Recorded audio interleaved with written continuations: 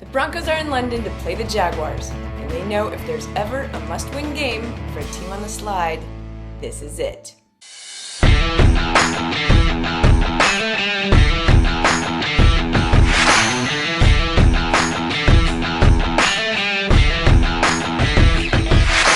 Before we get to this week's news, do me a favor and please subscribe to the channel, MHR Live, and hit the like button. It will help us all. Hey Broncos Country, I'm Lori Lattimore-Volkman, and this is the Roundup. The team headed to London on Tuesday to get a head start on recovering from jet lag for their game on Sunday at Wembley Stadium. But apparently, the trick to getting over jet lag is a little exercise in the aisle. I don't really get jet lag too often. So the first 2 hours I was watching the film, watching all the cut-ups and everything else. And then for the next 4 hours, I was doing treatment on the plane. I was walking up and down the aisles. Everybody was knocked out. I was doing high knees and working on my legs and everything else, make sure I'm ready to rock. In all seriousness, Wilson is just doing everything he can to play this week after sitting out with a hamstring injury. Nothing wrong with that, as this is a pivotal game for the Broncos, sitting at 2-5, and Wilson knows it. Yeah, man, I feel great, ready to roll. Super locked in and ready to hopefully get a big win in London. Obviously, this would be a key game for us. It's a really good football team we're playing. I think both of our records don't necessarily represent who we are, and so I think that there's going to be a lot of great football. Head coach Nathaniel Hackett insists he is feeling no extra pressure to win this game. Nothing more than the usual pressure to win. No, I always feel pressure on myself from the standpoint of me personally. We want to win every game. And so when you lose games, you're very upset about it. And we are who we are, and we got to dig ourselves out of this. As a team, we got to come together. We always talk about adversity. That's part of this game. And the teams, as you move forward, the ones that are testing adversity usually have the best chance to move forward. I'm just upset we've lost some games, want to win, and that's all we're focused on, full steam ahead. But he and his offensive coordinator remain steadfast that the problems with this team are just execution. Players need to make the plays. Winning, you need to win to be able to understand that. But it's though, you look back at every single play that we've had this year, and we do that all the time as coaches. And for sure, it's a play here, it's a play there. And they just have to learn from that and see how close we really are. And it might not look at it at times, but a couple plays make a game look completely different. And they just got to feel that, understand that. And once those plays start coming, be able to grow off that. A win on Sunday may not ultimately save Hackett's job, but it could buy him at least a few weeks to help turn this thing around. And who knows, maybe one win turns into 10. Maybe. Without a doubt. That's the key, is in this game, you got to make plays when those are there. Sometimes they're not there. You got to create it yourself. And that's part of learning how to play the game, learning how to win consistently. Is sometimes you just, like we always say, sometimes you just got to make a play. Yeah. And sometimes, Coach Hackett, you have to call the right play so the players can make that play.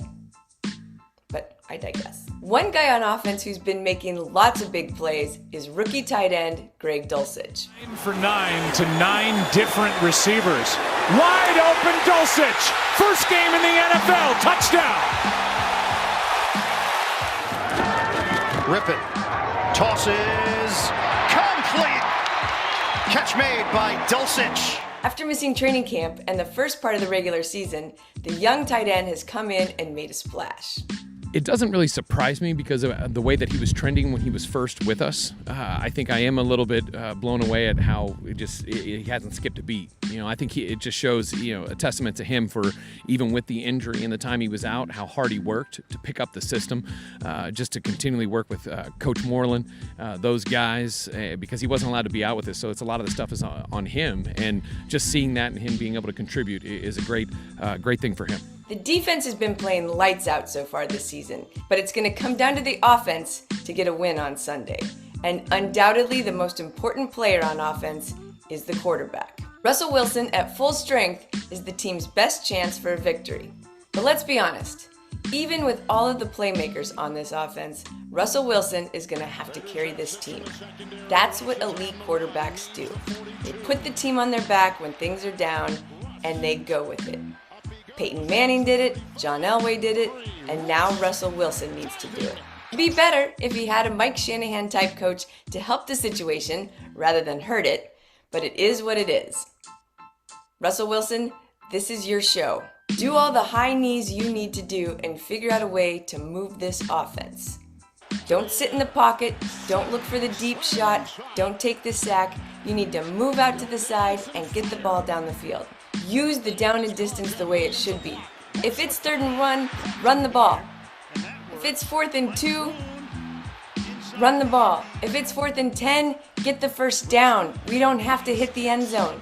Smart plays, Russell. Your coach can't do it, you need to. I've been trying to just stay focused on our team and focus on us getting better as a collective group and not worrying about the outside noise.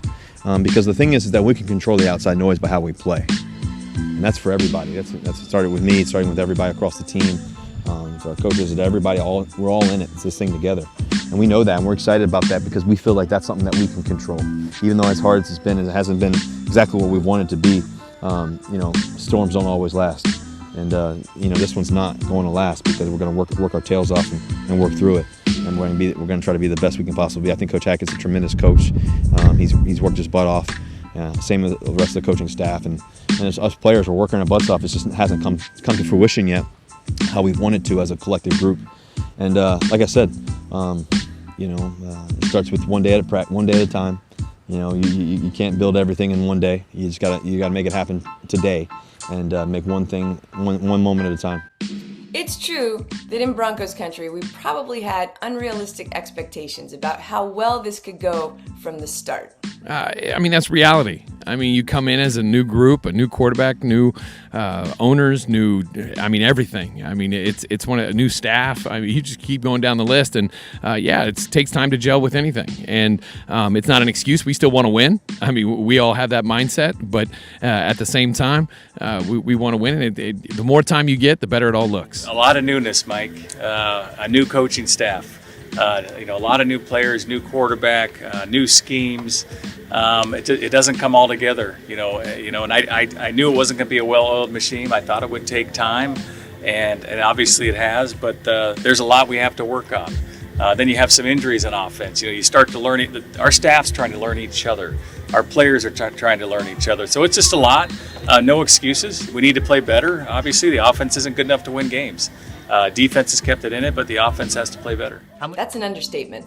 It's getting old listening to the coaches and the GM talk about things being new scheme, new coach, new players. Yeah, but we should have expected some bumps in the road week 1, 2, 3, even a little bit in 4.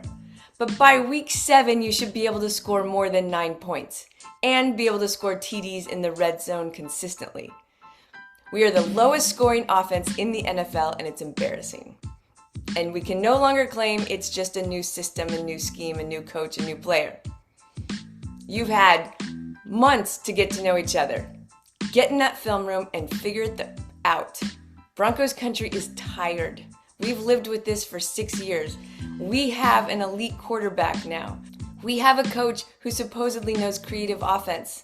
So let's see it. Let's see it when it's the right call at the right time.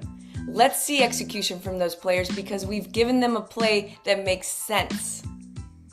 That we can turn it around. It's only 7 games. Obviously, we've been in every game, and that's not what it's all about. It's about winning games, and we need to learn how to win football games. We haven't done that.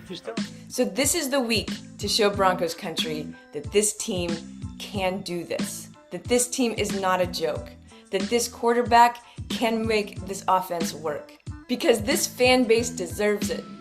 But more importantly, the team deserves it. The defense definitely deserves it. They've been kicking butt for weeks now. They hold opponents to field goals, they keep them under 20 points, and you can't even score. Come on. The defense knows it's going to need to stop the offense, and they're doing their job. Now it's time for the offense to step up and score. Wilson, Judy, touchdown! You want to ride, Russell? Get on the horse and kick it. Yeah, I feel great. I'm ready. I'll be ready to rock.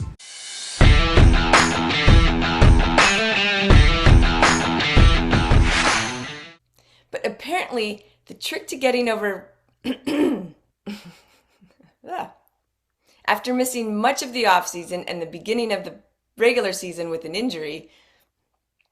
After missing much of training camp and the beginning of the season with injury, after missing most of training camp and the preseason and the regular, after missing training camp and much of the first part of the regular season,